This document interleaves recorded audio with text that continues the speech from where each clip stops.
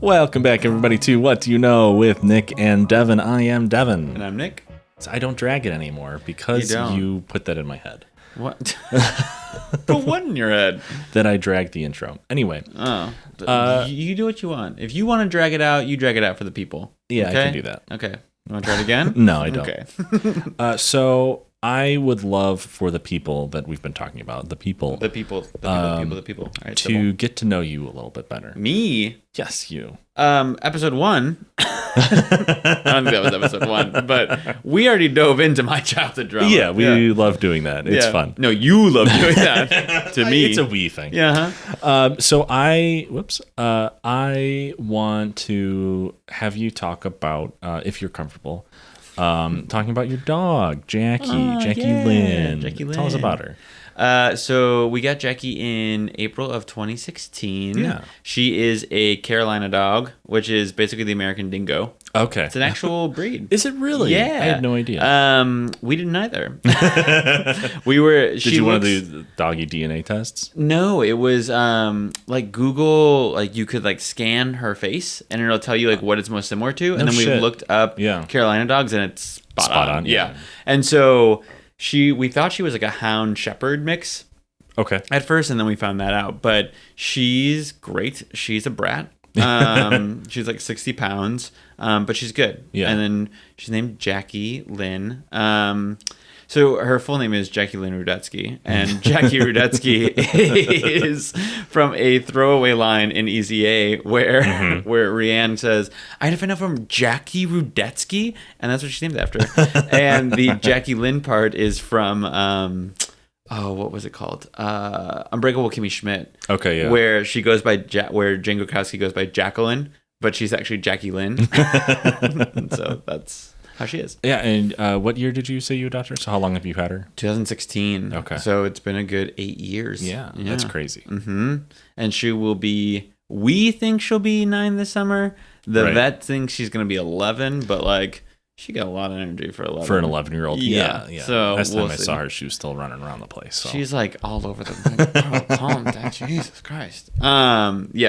She is like, has of course grown up in the lap of luxury. So now everything is like, she's got a routine. Mm-hmm. She won't go out if it's too cold or if it's rain. She's a princess, yeah. It's a whole thing. She takes over half the bed. So I get a quarter while Brian and her get the other 3/4. Yeah, exactly. So I'm just like, Jesus. But yes, that is Jacqueline. Excellent. I love it.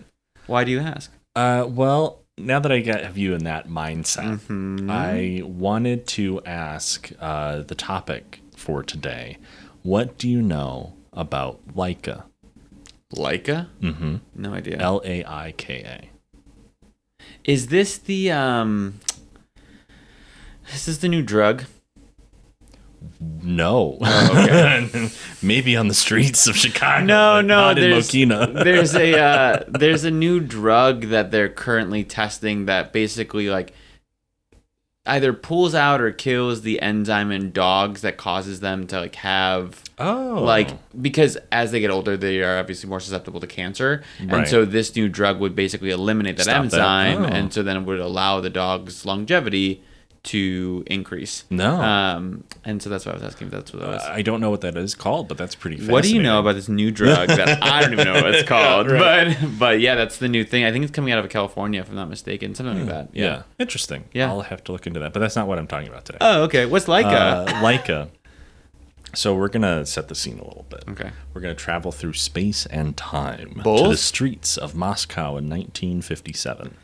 Okay. That's why we have to travel through space and time. We're going to Moscow. Get it. Traveling back in time to 1957. I like that we went up into space and then down into Moscow. Exactly. Okay.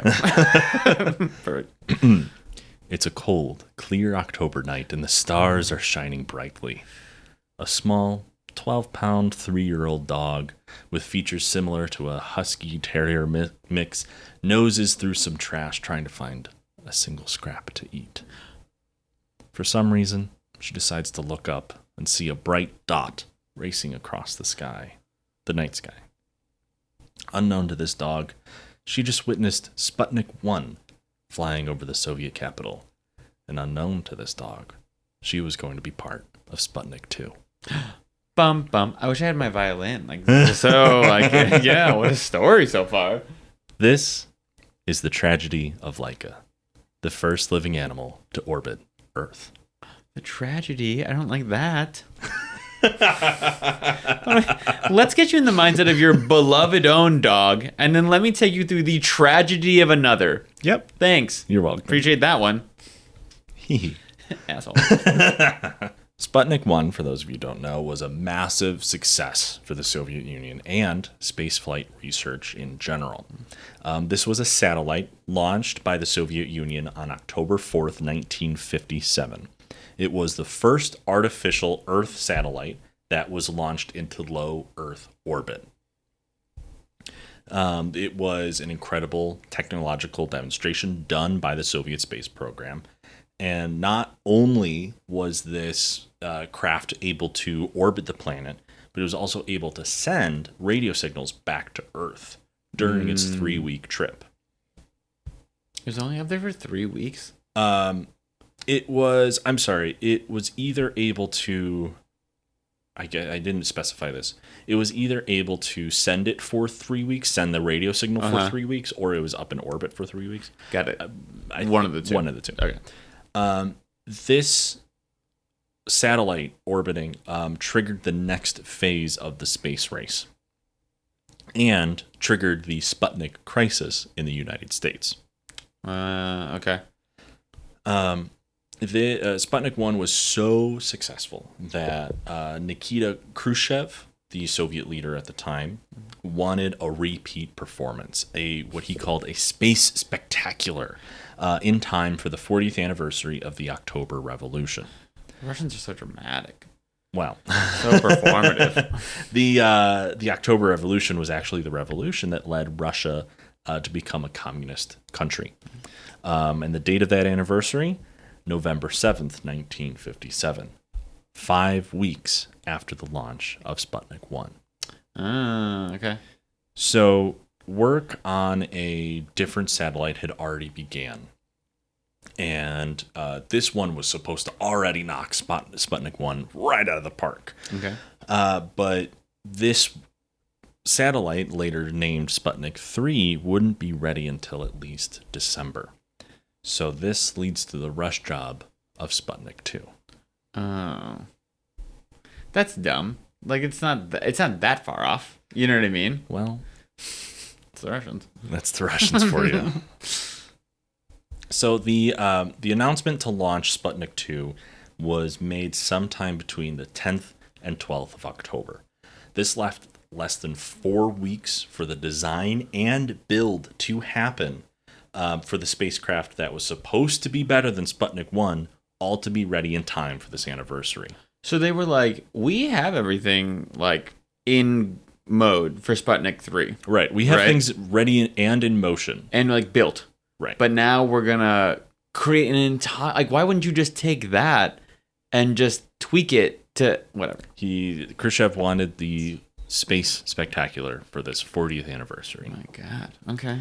So according to some of the reports concerning the build, engineers completed the construction using only rough sketches and instead of the detailed blueprints you'd normally associate with, building a fucking satellite. Yeah.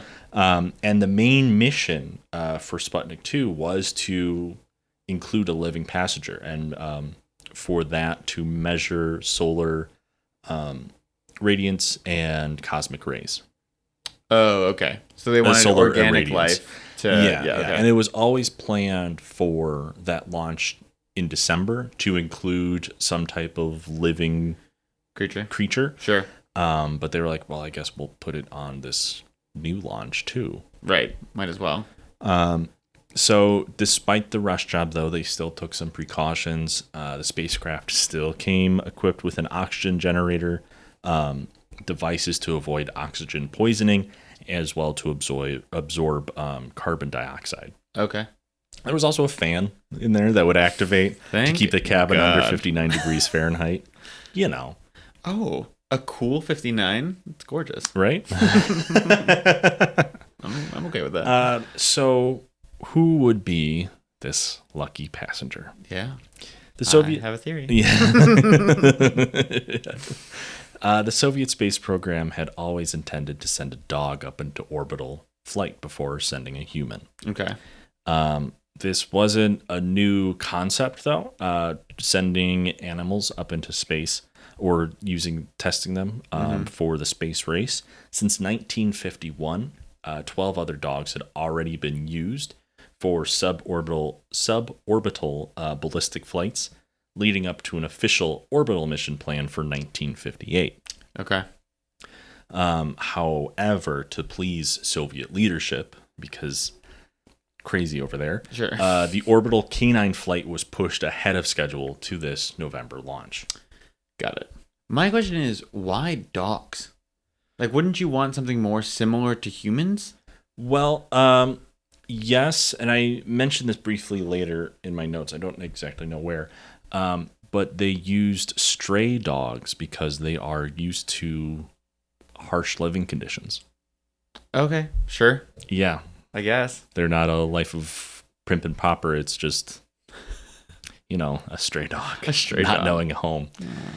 Anyway, so since the effects of spaceflight on living creatures was still relatively unknown, the use of animals to test spaceflight has actually been happening since 1947, when the U.S. launched a V-2 rocket with some fruit flies as passengers. Okay. Okay.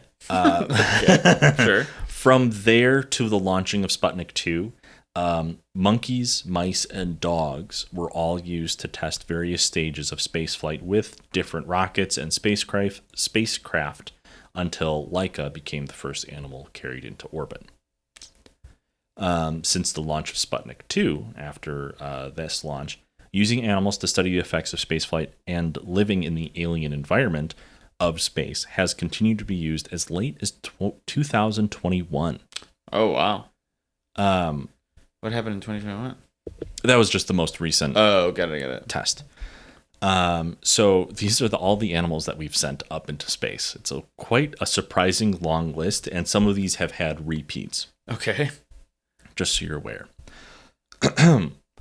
Monkeys, dogs, frogs, mice, rabbits, rats, flies, plants, chimpanzee, guinea pigs, cats, wasps, beetles, frog eggs, bacteria, amoeba, fungi, tortoises, mealworms, turtles, fish, spiders, stick insect eggs, newts, chicken embryos, brine shrimp, quail eggs, crickets, snails, sea urchins, moth eggs, jellyfish, silkworms, bees, ants, nematodes, cockroaches, scorpions, tardigrades, water bears, butterfly larvae, geckos, and squid hatchlings have all been used by various countries in their experiments. Weird.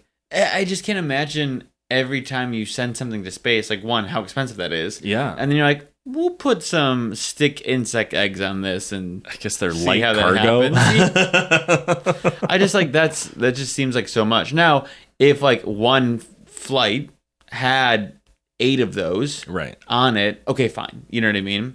It's called efficiency, people. But like, that's insane. Yeah, so like some of those were grouped together. Sure. It wasn't like, oh, we're only going to send one stick insect egg up. Right. And that's the whole use of the rocket. It's a tiny little rocket. It's like a toy one. Yeah, you just stomp on it and see how high it goes up. No, so some of those were grouped together, sent up in various stages. But yeah, those are all the things we've sent up since the start of spaceflight research. So those things go to space and we can't? Like, I mean, you can if you're a billionaire. Oh, that's all I have to be. Right, that's Okay, it. sorry about that. So those are all the things we've sent up. Found as a stray a week before the launch, Laika was picked up off the streets of Moscow to be the K9 cosmonaut for Sputnik 2. A week? They had a week to train this dog? They only had 4 weeks to build it. Jesus. Yeah. Like I said previously, this is where it is in my notes. Supposedly, the Soviet scientists preferred to use the strays for their tests since they were already used to the extreme conditions of cold and hunger from living on the streets. Sure. Now, Laika wasn't the only dog picked up for Sputnik 2, there were, I believe, 3 other dogs that were going to be the backups. Oh, okay. Laika became the top choice. Just like humans, Laika and the other dogs, the backups, had to go through some training to prepare for the flights. Yeah. This is where I get kind of confused in the timeline, because like I mentioned that she was only picked up a week before the launch, but then they go through some other things where it's like, oh, we're doing this training. Laika experiences some events that I'll talk about in a little bit, but it's just kind of like, you crammed a lot into a week, or was there a little bit more than a week with the training? Sure. Okay.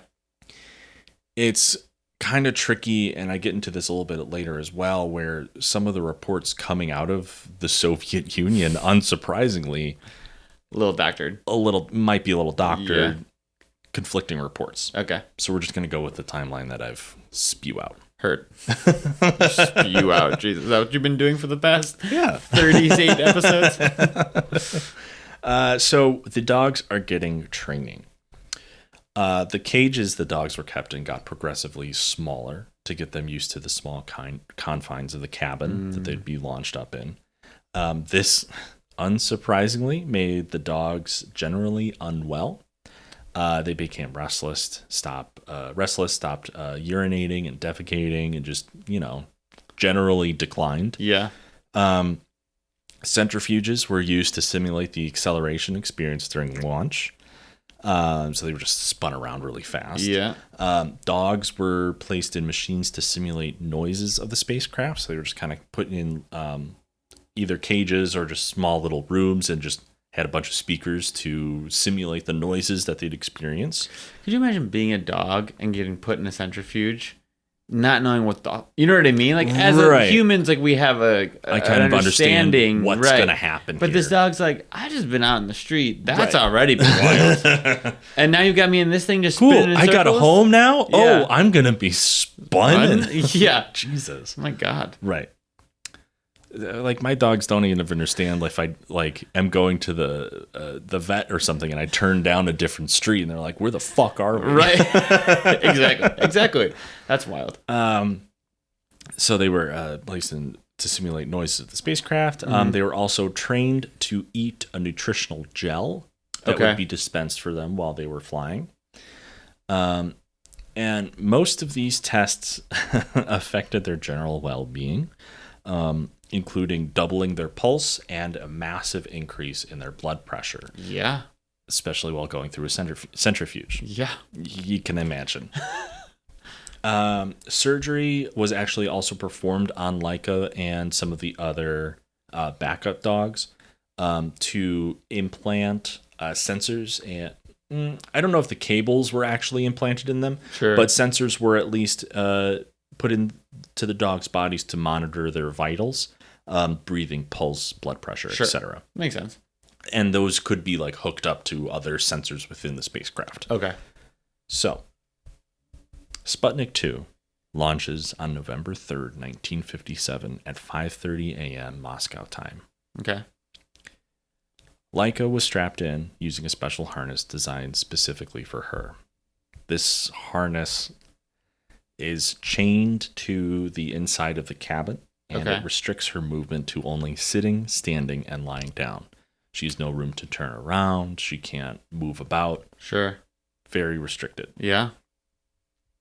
The launch went off flawlessly. Okay. Until it didn't. Of course. So the rocket is able to breach Earth's atmosphere and get into orbit. And once it reached orbit, the nose cone separated successfully, but the part labeled Block A did not. Okay.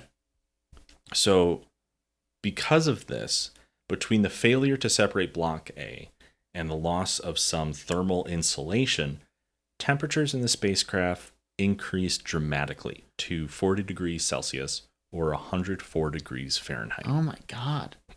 Pretty hot. Yeah. Now, Laika's vitals were coming back.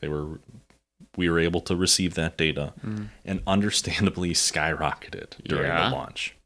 At one point, her heart rate increased from 103 beats per minute to 240 beats per minute. Jesus. Respiration increased to 3 or 4 times her pre-launch rate. Yeah. And however, after experiencing weightlessness for about 3 hours, it seemed to have calmed her down some. Okay. As noted by her heart rate settling back down to the 102 beats per minute level. Okay. So floating around, she's like, this is great. Right. Yeah. However, this took 3 times longer than to happen for her heart rate to drop back down to her normal rate than in previous tests. So oxygen is... So her heart has just been working Sure. for hours at a rate that it shouldn't be. Sure. After about 4 orbits, somewhere between 5 and 7 hours into the flight, the sensors implanted into Laika stopped sending signals of life. Aww. At the time, the Soviet Union put out reports that Laika had died of asphyxiation or had been euthanized right before her O2 levels went bingo during her flight. Dropped to 0. Oh. I was like, what the fuck is that? It's not a game. What are you talking about? And it was... there was a plan in place to be able to euthanize her in case this happened. But that was the initial report. Okay. In 1999, Russia amended the report to say she died when the cabin overheated on the 4th day. So she overheated.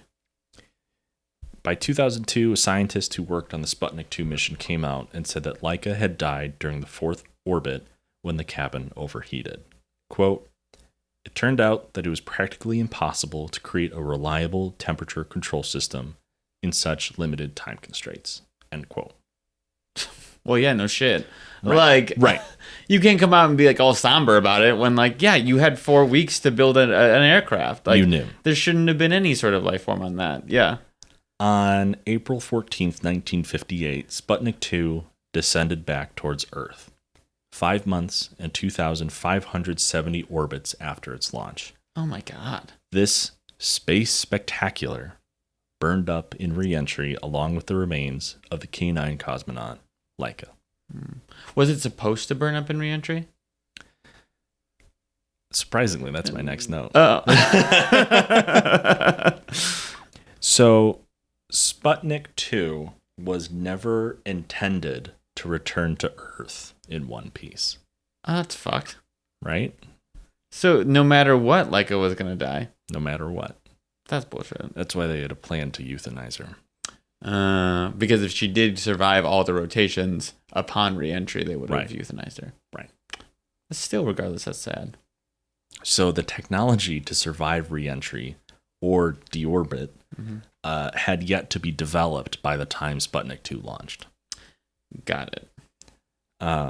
The whole point of this launch was all to gain data to prove a living organism could survive launch and continue to function under minimal gravity and increased radiation. We knew so little about spaceflight. We didn't have to, but that's what they wanted to test, right? Yeah. So, before her flight aboard Sputnik 2, Laika had actually become quite popular with the staff and the public around the world. Oh. She had several names during her training. And my Russian is a little rusty, so I might not pronounce these names 100% accurately. But some of the names she was given by the staff was Kudravka, meaning little curly, Zuka, little bug, or Limonchik, little lemon. Laika is the name for dog breeds that were similar to the husky, and that became her name popularized worldwide. Okay. Laika coming from the Russian word barker, or to bark, which she apparently had quite the loud bark. My other thing is, yeah, everything that you say, that like all the training, the fact that she was sensationalized around the world, like that feels very much more than a week. Exactly. I'm like, it seems like takes time for that to happen. Right. Yeah. So American press refer to her as Mutnik, as a mutt, cute, and Sputnik, or Curly, Oh. And other Russian sources state that Laika was generally a calm, nice dog. Yeah, of course. So before her launch day, Laika was brought home with one of the Sputnik 2 scientists to play with his children. Quote, Laika was quiet and charming. I wanted to do something nice for her. She had so little time left to live. End quote. That's so sad. And right before liftoff, one of the technicians recalled the following. Quote, after placing Laika in the container and before closing the hatch, we kissed her nose and wished her bon voyage, knowing that she would not survive the flight. End quote. That's sad. Devin, why would you do that? That's so fucked. Yeah, no, it's terrible. Laika is remembered for her bravery and sacrifice for the mission to achieve human spaceflight. Multiple statues and monuments, stamps, books, comics, songs, movies, studios. There's like an animation studio, I believe, and even cigarettes and more have been named after her or made in her honor. Very cute. When it was announced that she was going to be sent up into space, protests around the world actually popped up to stop using animals for spaceflight missions and animal testing in general. Sure. For scientific advancement. And future space flights were designed to actually be recovered, even ones with the dogs. Unfortunately, it wouldn't be until the flight of Sputnik 5 where they have a successful recovery. Wow. So 3 more flights. Yeah. With dogs in them. Right. And that is the tragedy. Oh, that's it? Of that's it. Jesus. There's nothing happy about it. You're in your computer just typing away all the notes. Yeah, this will be a great topic. Asshole. Yeah, sometimes you gotta throw in some sad ones. History isn't fun. Why can't this be a happy podcast, Kevin? Knowledge isn't fun. Dick. Ignorance is bliss. Oh, that's sad. Yeah, so that, I don't know where to close this out, but yeah.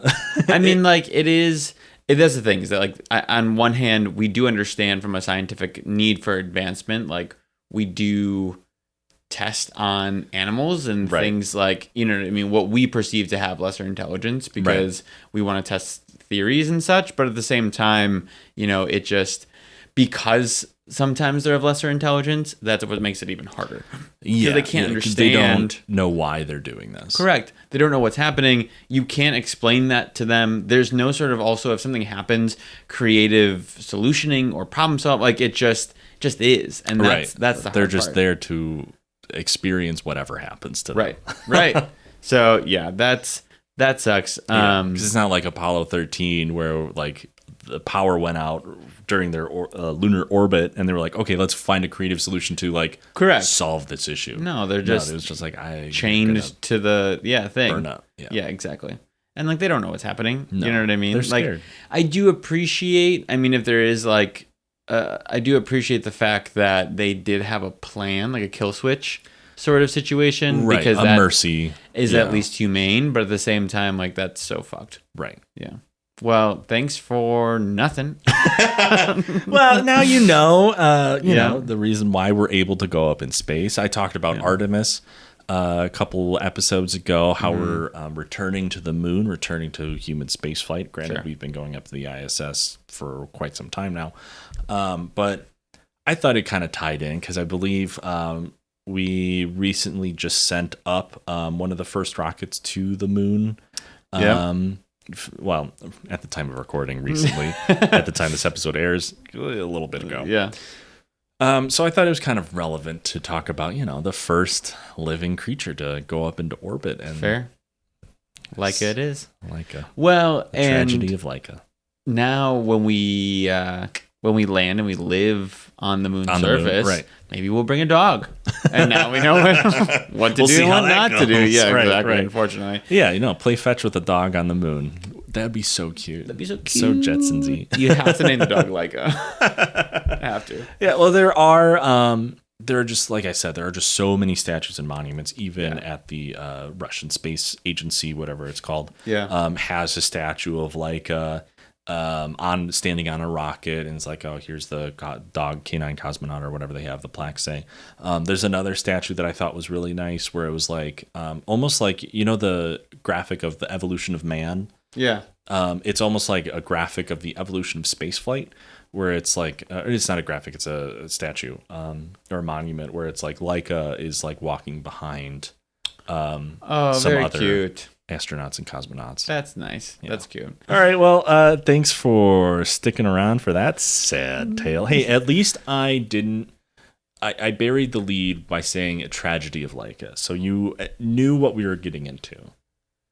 Isn't burying the lead not doing that? Burying the lead would have been if you said the tale of Laika, and then at the end you showed that it was a tragedy. I didn't bury the lead. At least Yes. I was upfront with Correct. saying that it's going to be sad. And I said it's a tragedy of Laika, and I That's didn't true. say here's a happy tale about Laika, and it's not. I hope you only use that voice moving forward. But yes, there's always dark parts of history. And Right. Unfortunately, it was a dog. Yeah. And you're an asshole for starting with, Well, tell us about your dog, Right. Jackie. Yeah, Jake. With both of us being dog owners, I was like, Yes. it's going to be so sad. Yeah, imagine sending Daisy up there, huh? I know she'd be such a cute little space dog. Anyway, thanks for listening. Thanks for sticking it through. Thanks for subscribing. Make sure to follow us and like us on all of these social medias at WDYK_podcast. That's it? You looked like you needed to say something. No, I just raised my eyebrows in support of what you were saying. Oh, thank you. Mm-hmm. So yeah, thanks for listening. And that's all I got. Okay, bye. Okay, bye.